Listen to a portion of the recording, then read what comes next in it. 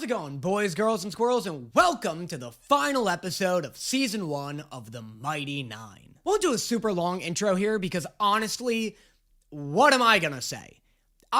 In the last video I made, I was starting to get a little nervous that too much of my commentary was, oh my god, I love this episode. I was getting nervous that the majority of my commentary was starting to sway away from jokes and towards just being like, hey, check out this cool show I found. You all should watch it. So if I were to give an extended intro for the finale, it'd just be repeating a bunch of that shit. This show's great. I can't believe how detailed the backgrounds are. The characters make me want to cry every episode.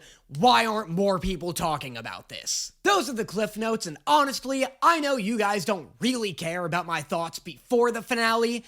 You want to know what I think of the finale. So let's get into it.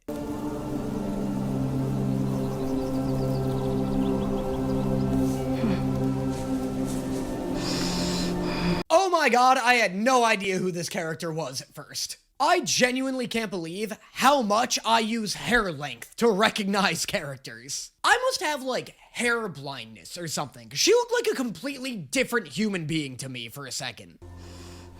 Remember why you're here.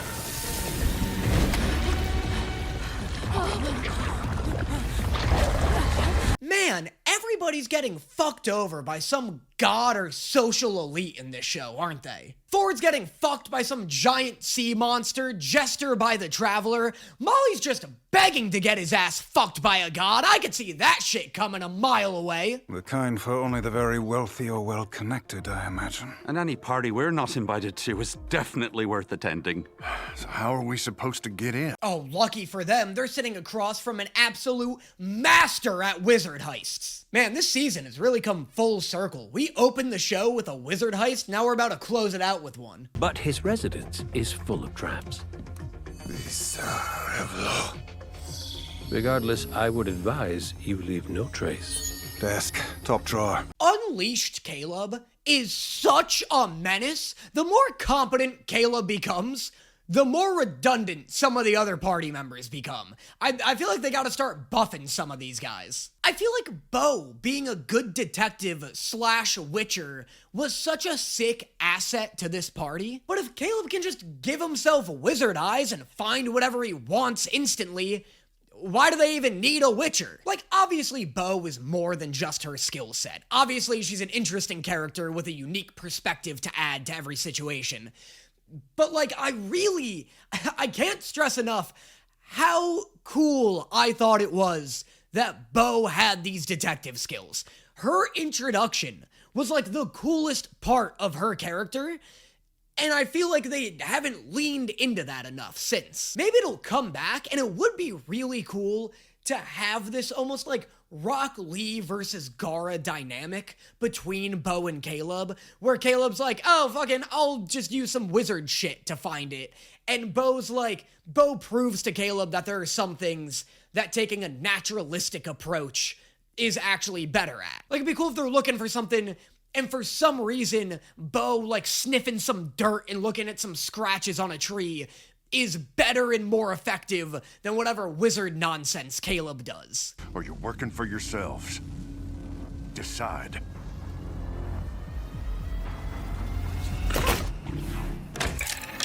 Well, shit. What a crazy trap. This brick turns the banner magic. How about just drop a piano on her head? That's twice as effective and just as silly. Every festival ends with a fireworks display fired from that rooftop. If you can make the 20-foot leap to the tower and set off the fireworks, you'll draw everyone to the balcony. This just made me realize that this party doesn't have a ranger, and that's insane. You've got no one skilled in archery on this team? What if you need something archered? An archer could get this done lickety-split with one fire arrow, and there'd be no risk involved. Infiltration will require a more delicate approach. Someone will need to attend the gala to be our eyes and ears. Pick me, pick me. Love how much fun she's having with this plan, despite my lack of confidence in her espionage skills. Then that leaves the escape. Always save the best for last. I have a little fixer-upper that might do the trick. Thank God Molly's just coincidentally an excellent carpenter. It makes sense that Molly knows how to fix up this wagon, because he's probably having to constantly make repairs on the circus. And so that is like a cool way to tie carpentry into his character. But it'd be so funny if the next 5 minutes of this episode were just like, how the fuck do I make a wheel? There you are. What can I do for you? Oh, can you make this so it never runs out of booze? Oh, for God's sake. Absolutely. That'll put you at about 180 gold. This is another part of the magic system that should absolutely be outlawed from society. How do taverns stay in business when there are guys out here enchanting shit to never run out of alcohol? This dude's gonna do to taverns what Netflix is doing to movie theaters. That is a lot, not. I never asked for anything. I want it. I need it. Also, this thing's gonna pay for itself in no time. You're never gonna have to buy not another drink again. Then it shall be mine. Wow, you sell gear too? That is actually a very powerful arcane artifact. That's why I had it completely unprotected on a very tall shelf only the most worthy could reach. My first gala. I can't wait to dance. This dress is so swishy. I love it. I love this for Jester.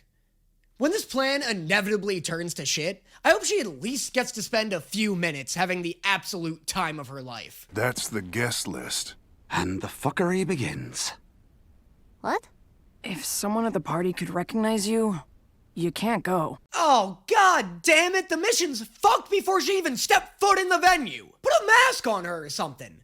She's already got the swishy dress, she can't not go. Jester, it's too risky.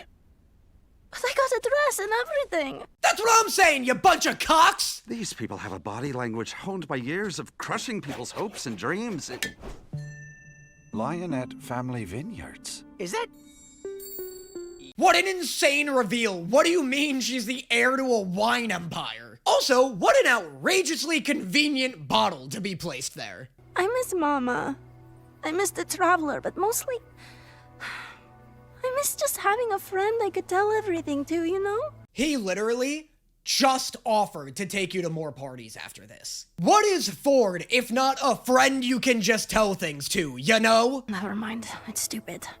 I'm being stupid. Hey. Don't call my friend stupid.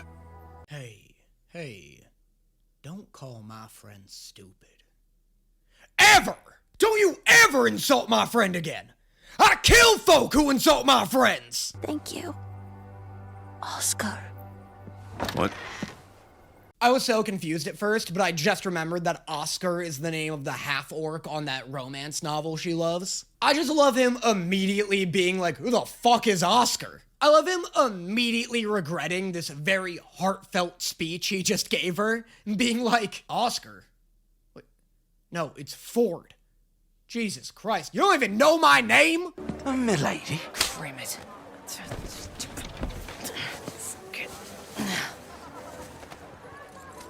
Bo looks great, but how the fuck does she fit into Jester's dress? She's like 2 feet taller and has like 50 more pounds worth of muscle than Jester. Is this dress also enchanted? You think Jester was just wearing an oversized dress this whole time because she somehow thinks she's just as buff and tall as Bo is?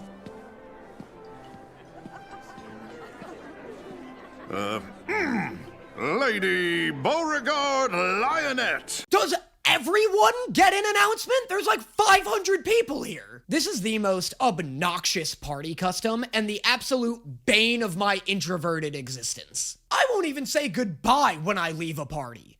You really think I want someone bringing the whole event to a halt just to announce that I'm here? Hizzle. Gentlemen, care to help? Piss off. Molly's just like, well, plan's fucked. Whole plan relied on those two wanting to help, so, yeah, Bo and Ford are probably gonna die. That's great. But you're still gonna make it special. You are one of a kind. And of all of us, least in need of an imaginary friend. Good golly, Mr. Molly, can you go one scene without seducing me? God, I haven't wanted to make out with my TV monitor so bad since I watched Has-Been Hotel Season 2. Your Highness, enjoying the festival? damn it! I feel like if I were a guard and somebody muttered "damn it" under their breath as soon as I blocked off access to my boss, my first thought would be, oh, you're here to murder him. What? The buttons. You collect them? Oh, they remind me of a boy I once knew. Why is Molly getting all of his side conversations done while they're doing the mission? Is he planning on dying by the end of this? You know, before the last mission in an RPG, where it like gives you a minute to talk to all of your party members and have one last rousing conversation with them? That's what this feels like. Except this is like fighting the final mind flayer and turning to Gale and being like, hey, I know we're kind of busy, but is it too late for you to show me that magic trick? Oh, it was just your penis? Got it. I do like him giving everybody one last morale boost just before they go and, like, do their part in the mission, though. Like, it especially makes sense considering he's a circus performer. I feel like trust is really crucial in a good circus performance. So going around and reminding all of your coworkers of your friendship is probably like a big part of every performance. Caleb, the path is flooded, so you're gonna have to do it all yourself. Sorry, you can reply to this message. Not. I am sorry there is water. I know that it scares you. Since when and why? I must have missed that in a previous episode. I don't remember not being afraid of water at all. Also, like, can she just not swim, or is she, like, afraid of water in the way that a vampire would be? Is this a goblin thing? Is this, like, a racial fear that she has? OM goddess. And I thought this party was gonna be, like, a total waste of life. Tracy. What an actor! Damn, there's that Bo buff I've been looking for. That's exactly what she needed. Between this and Bo perfectly imitating Jester's voice earlier, I love that voice acting has actually become a canonical skill that Bo has. You're fascinating. And this place is like, oh, so cliche. But you, like, totally scream danger. Am I right? This is such an upgrade for Bo. I'm so impressed and proud of the performance she's giving right now. As it would for you. Then I will not rest until I burn you and everything you have built to the ground. I really hope Trent doesn't die this episode. I really want them to keep developing him as, like, an overarching antagonist for the series. I just love this rivalry, and I feel like it only just started. Like, even though I'm 8 episodes in, even though I'm, like, roughly 6 hours worth of content into this show, it still feels like I've only just begun.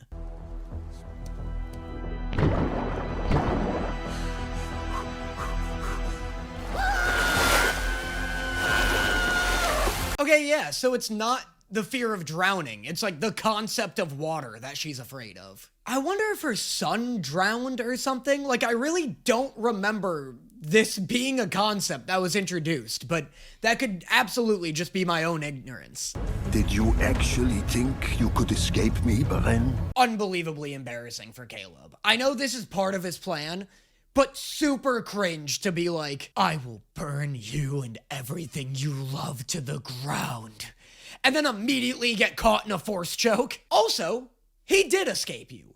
You didn't even know he was alive until he sought you out. You're the one who can't escape him. I don't need you, Traveler. I just need myself. That's right, Jester. You don't need no god.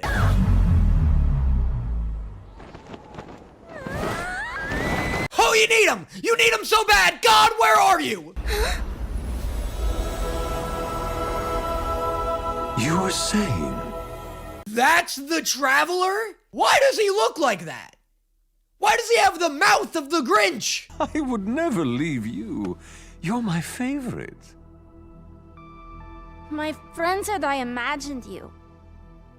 Friends. I'm getting a bad vibe from this guy. I'm getting a real bad vibe from this guy. I'm getting a huge gaslighting, emotionally abusive boyfriend vibe from this dude. Is that just me?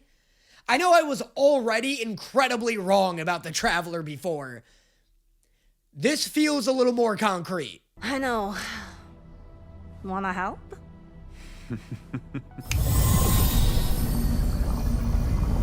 Nice Rick and Morty portal, you fucking dork, as if I needed another reason to be suspicious of you. Hey, TV shows and video games. If you're gonna do portals, they can't be green. Green's an abolished color. Green is off limits for the rest of time for portals. It'll never not make me think of Rick and Morty. I don't care if Rick and Morty didn't do it first. I don't care that it isn't fair. It's off limits. Jester, my dear, I am always with you.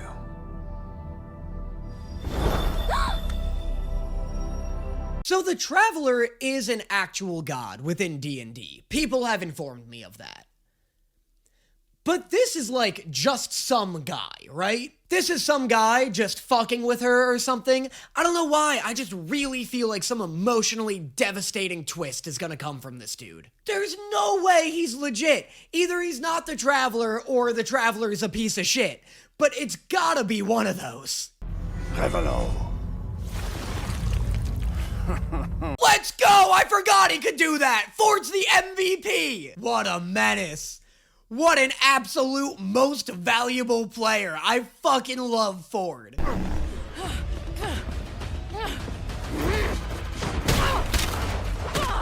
Oh my god, how are you not dead? Oh, good thing your spine broke your fall, otherwise you might have been seriously injured. Second, suck my dick.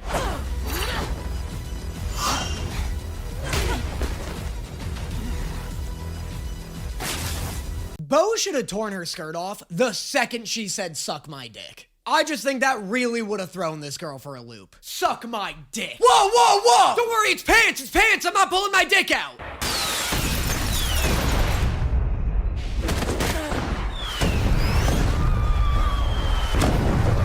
Oh, yes! What a great plan! I love the weaponization of fireworks. Not enough things do it. Fireworks are just missiles we view from a distance.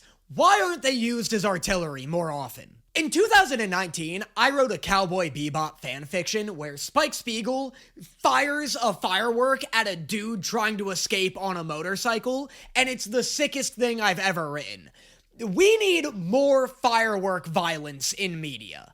Strange, because I most certainly remember killing you, Lucian. Everyone's trying to pull poor Molly into a completely different fucking campaign any chance they get. Every 5 minutes, there's some new NPC up his ass, and poor Molly's just like, I don't know what you're fucking talking about. I don't want to go on your quest. Just let me play with my friends. But what it does. Everything.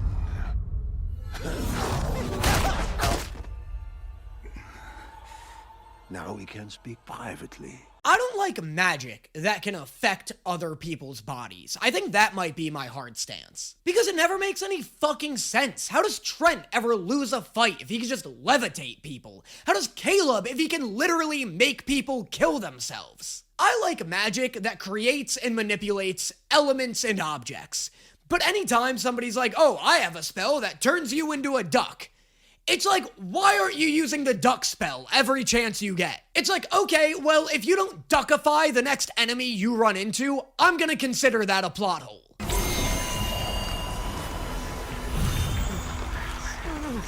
It's not possible. Oh, what the hell? Did he just explode? I keep forgetting that Molly's backstory is arguably more interesting than Ford's. If Molly had more screen time, he'd probably be my favorite. But it's the fact that Molly joined the party the latest and has like the least amount of screen time that makes him still feel like kind of an outsider member to me. It makes me feel like he's like the least amount of a protagonist compared to everybody else. Caleb feels like a protagonist. Bo, not. Jester, Ford. Molly's not there yet, in my mind. Shit!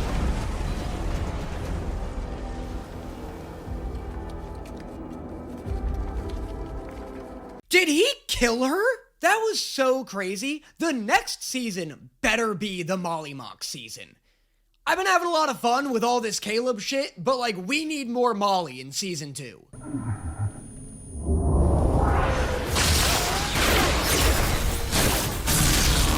Holy shit! Dude, seeing Trent fly out of the wall and just go absolutely Count Dooku mode on these guys is so sick. I've been waiting for Trent to throw down this entire season, and the fact that he just, like, casually slipped into, like, the highest power level we've seen yet was so dope.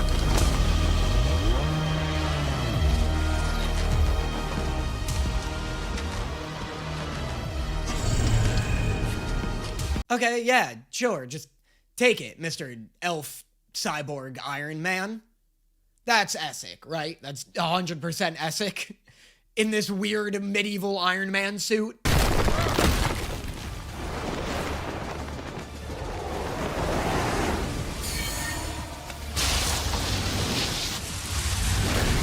Oh, get a load of fucking Kris Kringle over here. Caleb looked like the fall version of Jack Frost with that spell. This show's magic is so sick. It's so sick. I know I complain a lot about, like, the logistics of it, and that's just, like, wizard shit. Like, it doesn't all... I'm not that obnoxious. It doesn't all need to make sense and have, like, a defined rule set. Despite this literally being from a game, but whatever. Also, I feel like magic being insanely powerful in this world is probably the point. Like, Trent has managed to climb the political ladder all the way to the top because he's, like, the most powerful mage around. So it's like a social class commentary kind of thing.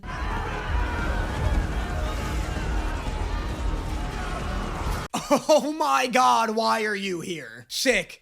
That's what this situation needs. A 9-foot-tall barbarian orphan factory. That'll really ease tensions around here. Here's one.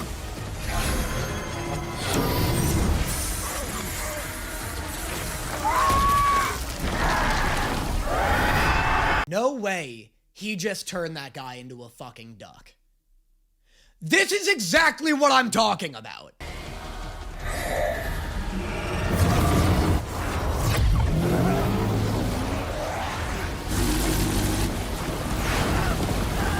This is a great fight, guys. This is just a real feast for the eyes here. This is a real ocular Thanksgiving, if ever I've seen one.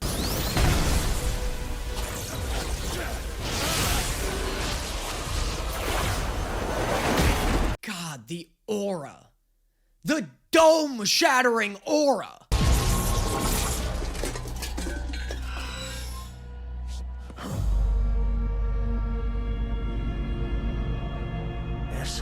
Yeah, cool. What a twist. What a shocking reveal nobody saw coming. Is Essek dead?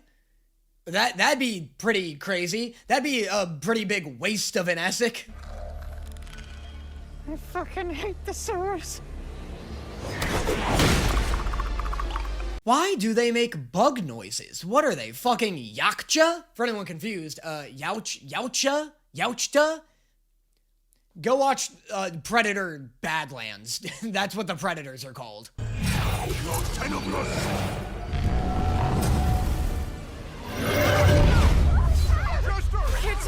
Sphere of Darkness is such a sick spell. This would come in handy in, like, almost every scenario. This would have been a great spell to use in the episode 1 wizard heist. Jester! Ford, can you make like Kirby and take a fucking bite out of a guy already to shut this thing up?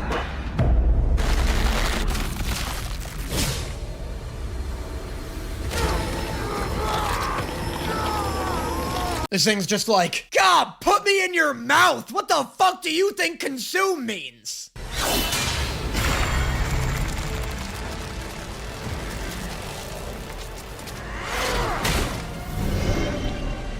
Oh yeah, this is what we needed. A buff to Ford. You know, Ford. The show's weakest and lamest character. Awesome. Glad we got our priorities straight here. Hey, by the way, what upgrade did Bo get again? Oh, that's right, a stick.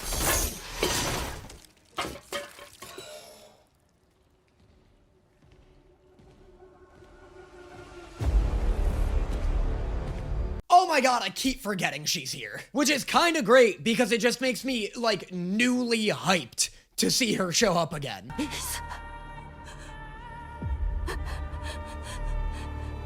Please, Help me. So not at all the voice I expected to come out of this person. That, God, I can't believe there's only 8 episodes.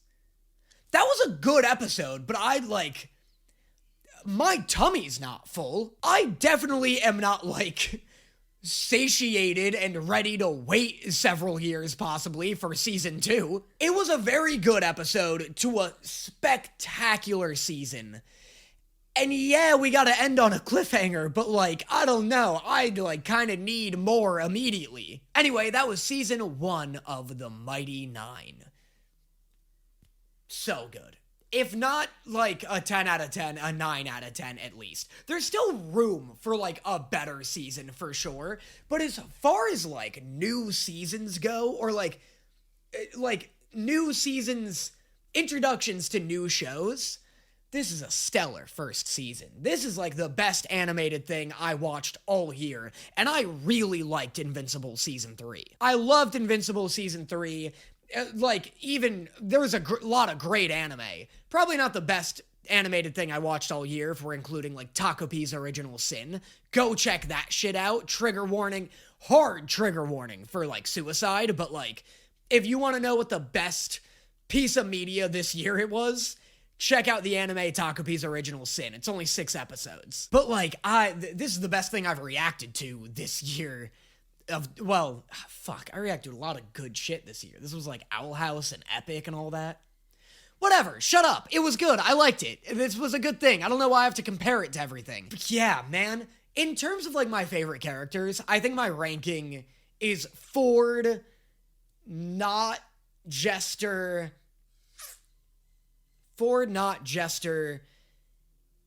Molly, Caleb, Bo. The Barbarian doesn't count, and I don't even know if I really count Essek. If I count Essek, I have to count Trent, and then, where do we start putting these guys, right? I think that's my list. What I want from Season 2 is more Bo, despite her being my least favorite, because I trust the writing, and I trust the actors, and I trust the characters that enough that I think if Bo is pushed to the forefront, I will end up liking her more. I don't even, if you're at the bottom of this list, it doesn't even mean that, you're a bad character, because I like Caleb. He's just smothered under a bunch of characters I love more. Caleb's backstory was great. The best episode of the season is undoubtedly episode 5, and that episode was stellar. But, if there's a scenario, if there's a situation, this is how I've been explaining it to my friends. If there's a situation, who do I want to see respond to it the most? And the order that I gave you, Ford, not Jester, Molly, etc., is the order that I would want to see. A situation arises, I'm most excited to see how Ford handles it, followed by Not, followed by Jester. They're just so good. Not is an outstanding character, both in writing and performance. The only reason I like Ford more is because he's just so fucking cool, and his backstory is so interesting. Jester's hilarious. Jester's arguably the funniest character. Molly desperately needs more screen time. That's also what I'm hoping for in the next season. I want Molly and Bo to be at the front of that season. It felt like Ford and Caleb really homed this one, as well as Not. And so I want to see some of the characters I don't love a ton get more screen time, including Molly. I am genuinely excited to see more of Essek, because I think he has potential to be a really compelling villain. Trent's great. Trent's always great. And yeah, dude, this was stellar. Let me know in the comments. I don't know if I'll dive immediately into Vox Machina after this. Maybe I'll wait till the next season is on the horizon. But yeah, let me know how this season of television compared to season 1 of the Vox Machina to you. And also let me know how it compares to the whole of the Vox Machina. Because this season's so good, dude. Just let me know your thoughts in the comments, and I will see you guys next time. All I want is someone to believe.